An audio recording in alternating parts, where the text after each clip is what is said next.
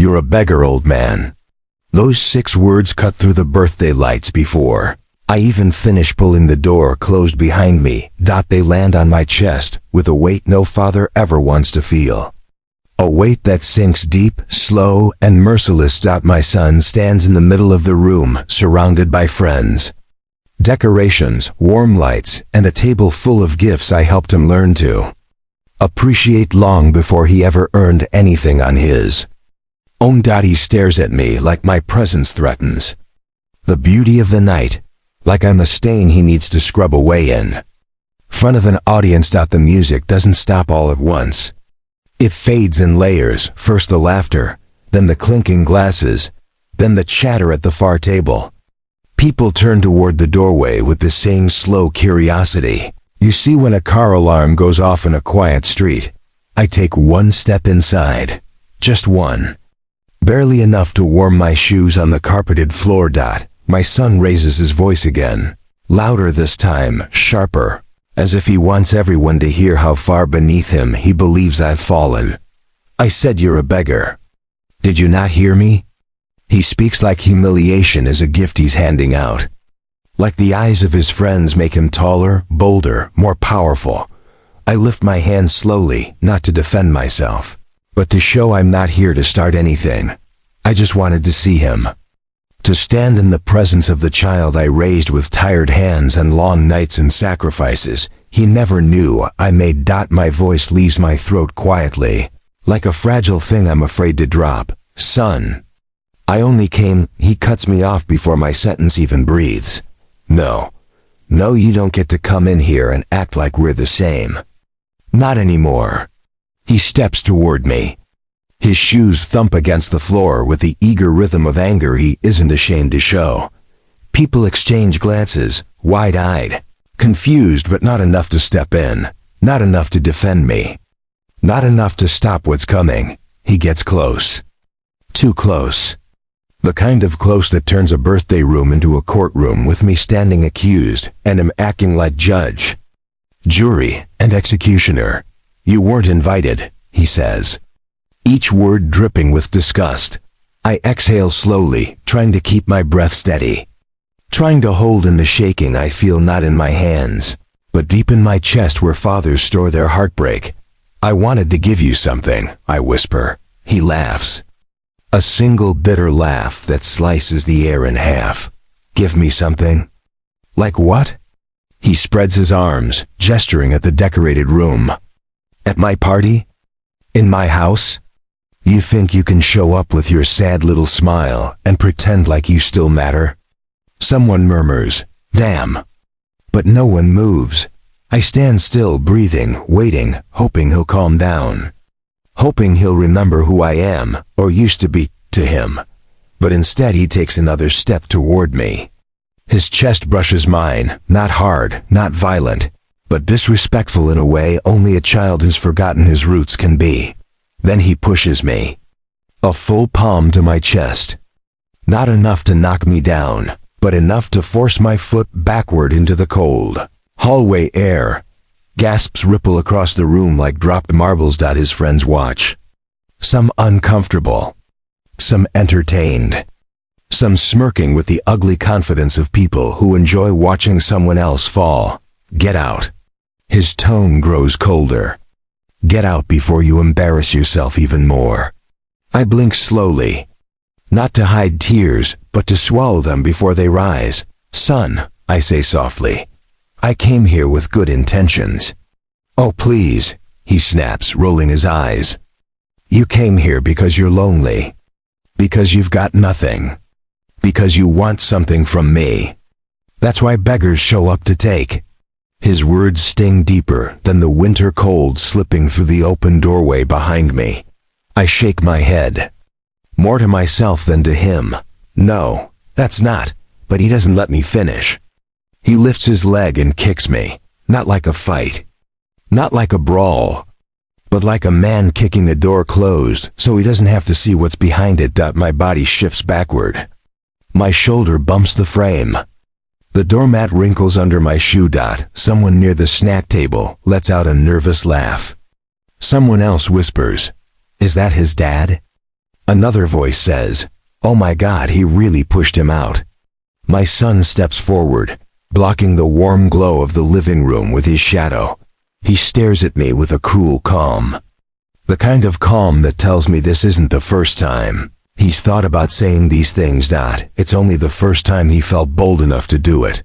"Get out, old man." He pauses, tilts his head slightly, and adds, "And don't come back." Then, without hesitation, he slams the door in my face. Hard. Final. The echo shakes the porch light. Dust drifts down from the top corner of the frame. My reflection stares back at me in the small glass panel beside the door, a quiet silhouette outside a home I once built with my own 2 hands. For a moment, I don't move. The cold air crawls around my collar. The hum of distant traffic replaces the party noise. Laughter resumes inside, louder now, as if the house itself is celebrating that I'm gone. Stand there and breathe. Slow, long, deep. There are things a father never forgets. The first time his child walks. The first time his child says, "Dad." And the first time his child tells him he is nothing. I reach into my coat pocket. My fingers tremble, but not from weakness. From restraint. I pull out my phone. The screen lights up my hand in pale blue. I scroll slowly, past names I no longer call, past numbers that don't matter anymore, until I land on one. A single number.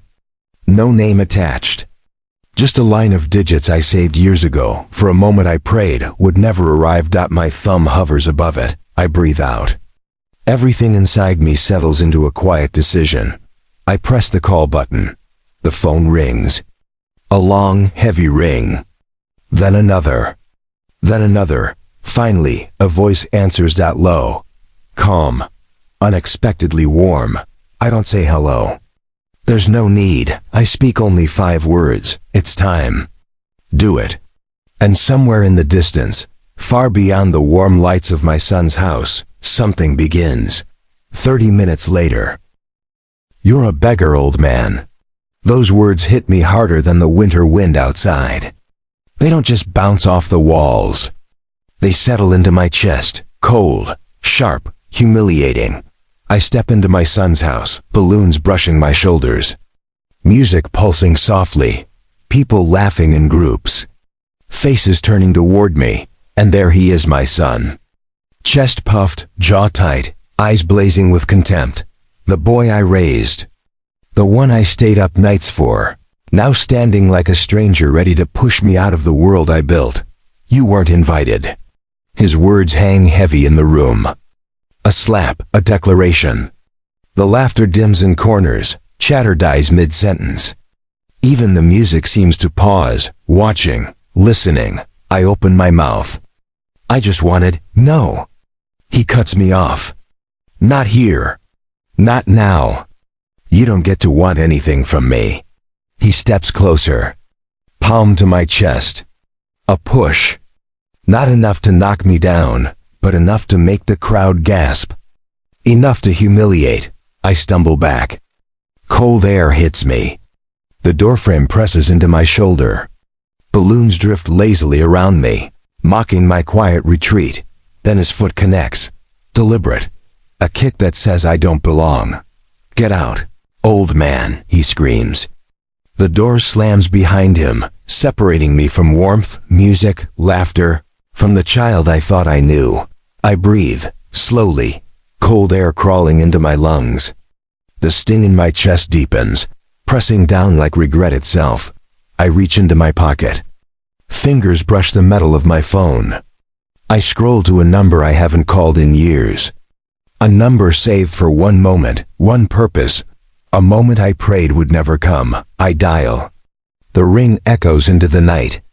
A voice answers, calm, controlled, familiar. It's time. Do it. 30 minutes later, the street outside my son's house shifts. The wind moves differently, heavier, deliberate. A car rolls silently to the curb. Black, smooth. A man steps out. No glance around. No hesitation. Just a slow, confident stride toward me. 2 more follow. One carries a black case. The other stands alert, scanning the street. I remain on the porch, hands in pockets, breathing steady. The cold bite of winter is nothing compared to the weight pressing in my chest. The leader looks at me. "Are you sure?" His voice low, measured, heavy. "Yes," I answer. Quiet, just quiet. They move toward the door, silent, precise. The lock clicks open.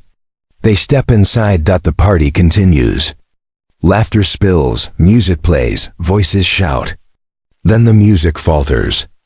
A pause, a stutter. Then silence. I hear my son's voice. Arrogant at first. Then uncertain, demanding, confused. He doesn't understand. Not yet. But the lesson has begun. Steps inside. Commands whispered. Firm, clear, unmistakable. No need for yelling. No need for force. Presence alone enforces obedience. My son freezes. Chest tight. Shoulders slump. Eyes wide. Breath shaky. A chair scrapes. A glass tilts. The room shifts around him. He looks at me. Arrogance gone. Now replaced by fear, recognition, the first sparks of understanding. "Dad!" He whispers, broken, heavy. I do not speak. Let the silence stretch. Let him feel the emptiness he carved in me earlier. "They didn't touch me," he says. "They just explained things. About you. About what you did for me." His voice trembles. I step closer, slowly, deliberately. "You needed to understand something," I say. "Respect isn't given. It's earned.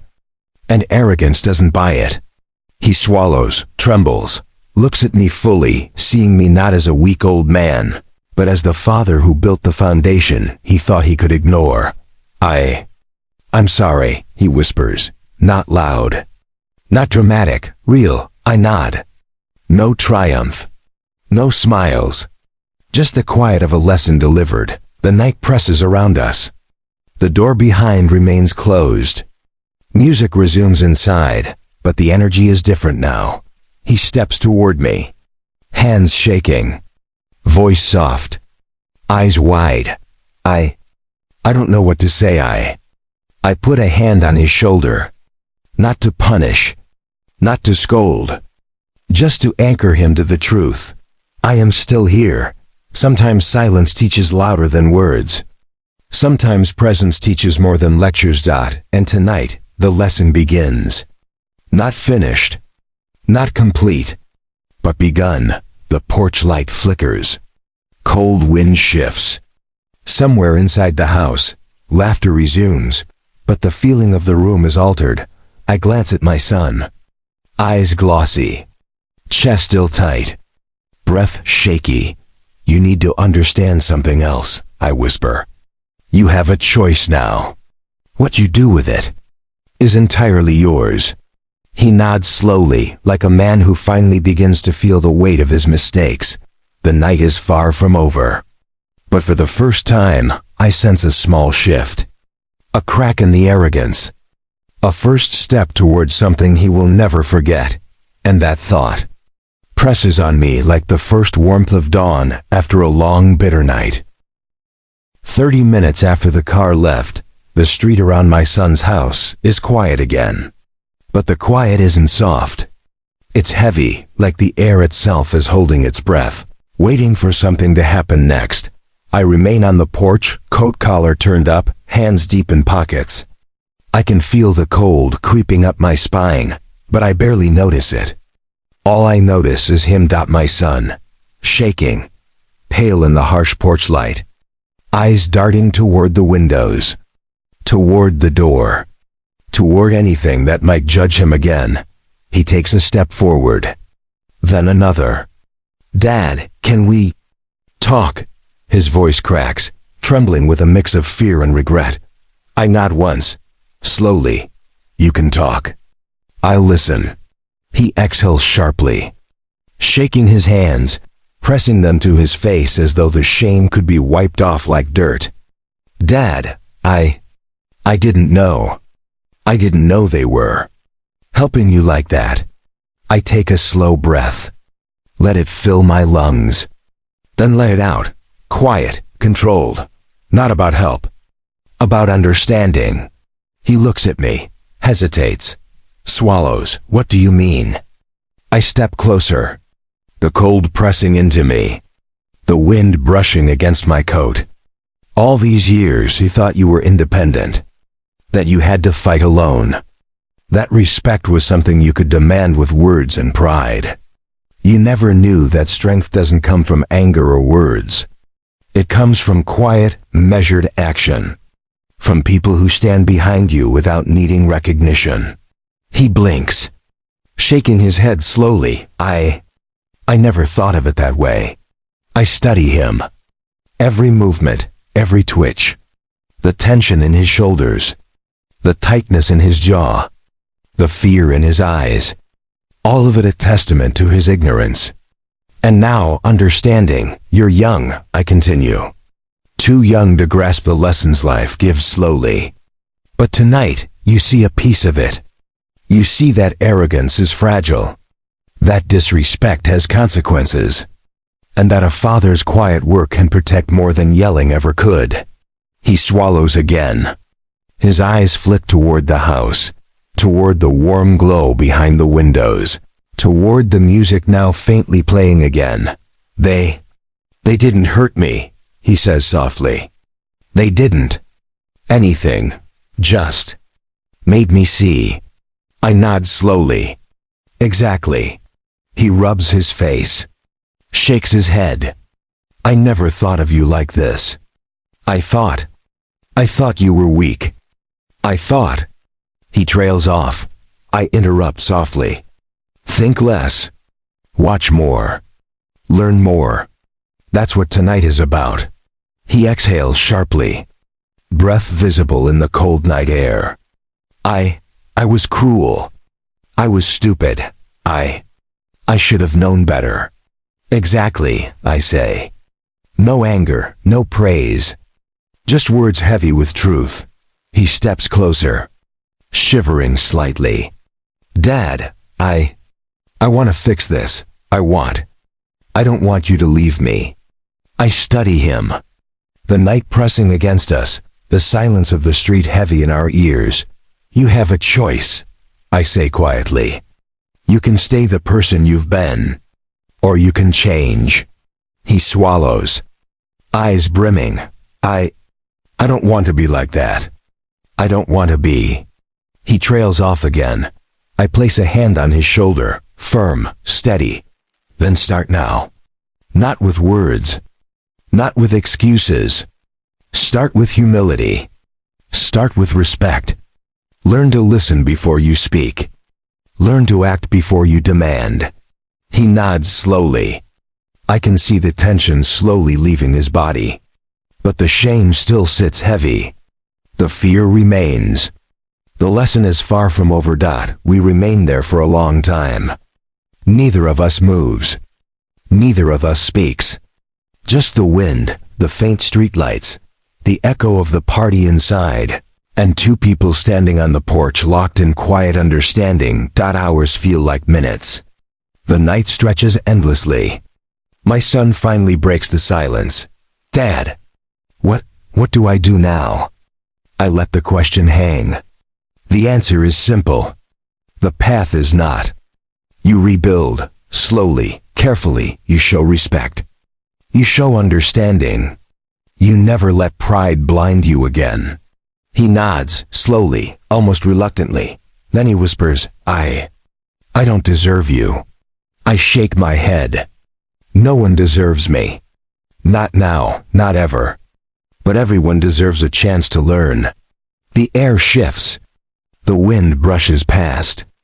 Car lights move down the street, fading into the distance. We remain on the porch, silent. Two figures in the night, father and son, standing at the edge of a lesson that will take years to fully understand. The door opens behind him. A faint glow spills out. Music resumes. Laughter drifts again, but it's different now. The warmth feels fragile, The joy feels incomplete. He turns to me again. Voice small. Dad, I want to be better. I need to. I interrupt softly. You'll get there. But first, you need to feel the weight of what you've done. The consequences of your arrogance. The ripple of disrespect. His eyes widen. I understand. I really do. I nod. The night feels heavy, quiet, alive with unspoken lessons. You've seen tonight. I continue. What happens when words and pride collide with reality? You've felt the fear. You've felt the lesson. Now you decide if you rise or fall again. He swallows, trembling. I want to rise. I'll change. I look at him. No smiles, no celebrations. Just the weight of truth between us. The night grows colder. The porch light flickers. A distant car passes, but for the first time, the street feels still, and I realize the lesson is far from over. But tonight, he learned the beginning. The night stretches on. We stand together, but apart. He, a boy realizing the man he has yet to become. Me, a father holding the weight of years and the quiet satisfaction of a lesson taught without raising my voice, without striking a hand, without showing anger, only presence. The night stretches on. The porch light flickers above us, casting long shadows over my son's face. His eyes are wide, haunted. The fear isn't gone, it's just settling deeper, burrowing into the corners of his mind where arrogance once lived. I stay silent. Presence is louder than words tonight. I don't move. I just watch him wrestle with what he's seen, with what he's done, with the consequences that have arrived at his doorstep, quiet but undeniable. He shifts his weight, steps forward, then hesitates. I don't even know what to say, he whispers. His voice shakes. I feel. He trails off, unable to articulate the storm inside him. I let him stumble. Let him search for words, for understanding. The night will teach him more than any lecture. Sit down, I finally say, my voice calm, low. Sit, just sit. We need to talk. He hesitates, then lowers himself onto the edge of the porch step. Hands clasped together. Head bowed. I stand above him, a shadow against the cold light, watching the weight of his arrogance crush him in a way nothing else ever could. You need to understand, I say, stepping closer, that what you saw tonight wasn't about fear. It wasn't about punishment.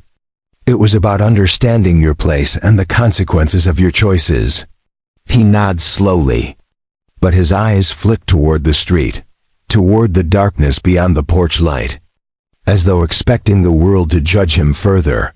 You've been living as if you earned everything you have without recognizing the people who built the foundation for you, I continue. Your pride, your arrogance, your cruelty, all of it blinds you to reality. He swallows, trembling. I didn't know. No, I interrupt softly. You didn't want to know. You thought you were smarter, stronger, better, but tonight showed you. You're none of those things if you can't respect the people who gave you life, who protected you, even when you treated them like nothing. His shoulders slump. Hands tremble.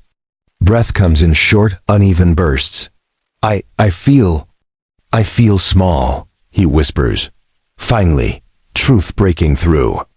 The first real honesty he's allowed himself to feel in years. Good, I say simply. Feel it, let it settle. Because once you do, you can start rebuilding. He looks up at me, eyes glossy. You didn't call them to hurt me, he says, barely audible. You didn't. I shake my head. No, I called them to teach you humility. To show you the world doesn't bend to your arrogance. That respect is earned, not demanded. And that sometimes you have to feel powerless to understand strength. He exhales sharply, shaking his head slowly. I never thought you had, the words falter. But I see the understanding forming. Like ice slowly melting under the warmth of a quiet sun. You think tonight is about revenge, I say softly. It isn't. It's about clarity, reality, the truth about who you are and who you've been too blind to see. He wipes at his eyes quickly, embarrassed, ashamed, but unwilling to hide it completely. I understand now, he whispers. I get it. Good, I say.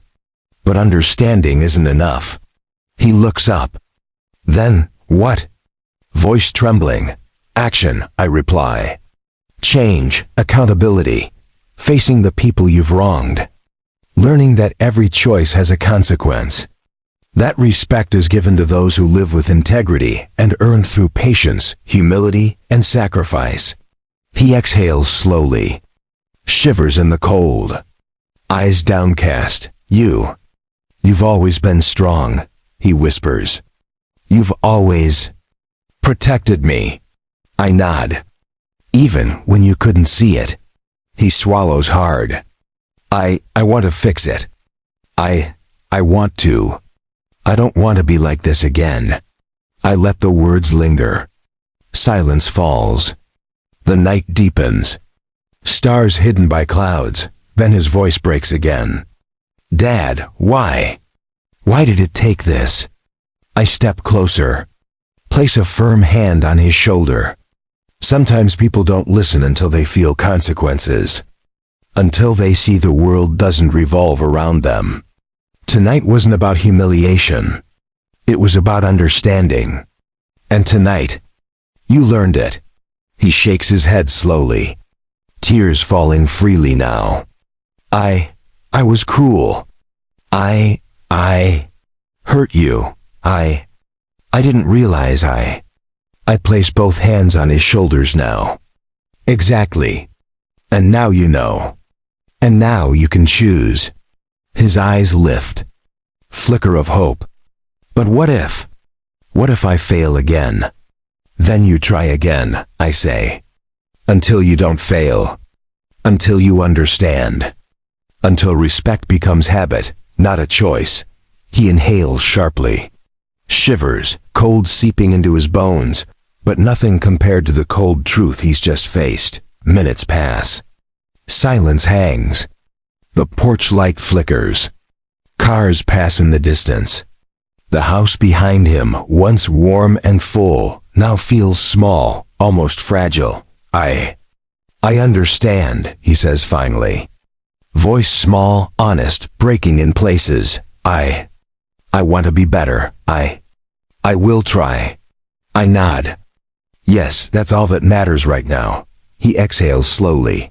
Shivers, then straightens slightly. Eyes clearer. Breath steadier. The night stretches on. Time slows. The weight of his arrogance, his cruelty, his ignorance has been replaced with understanding. But the night isn't done. The lesson is far from complete, because respect, humility, and true understanding don't come in an hour. They take years, mistakes, failures, pain. I watch him. Step by step, he begins to see, to feel, to understand. And as the first hints of dawn touch the street, I realize the work isn't mine anymore. It's his, but tonight was the start. And that is enough for now.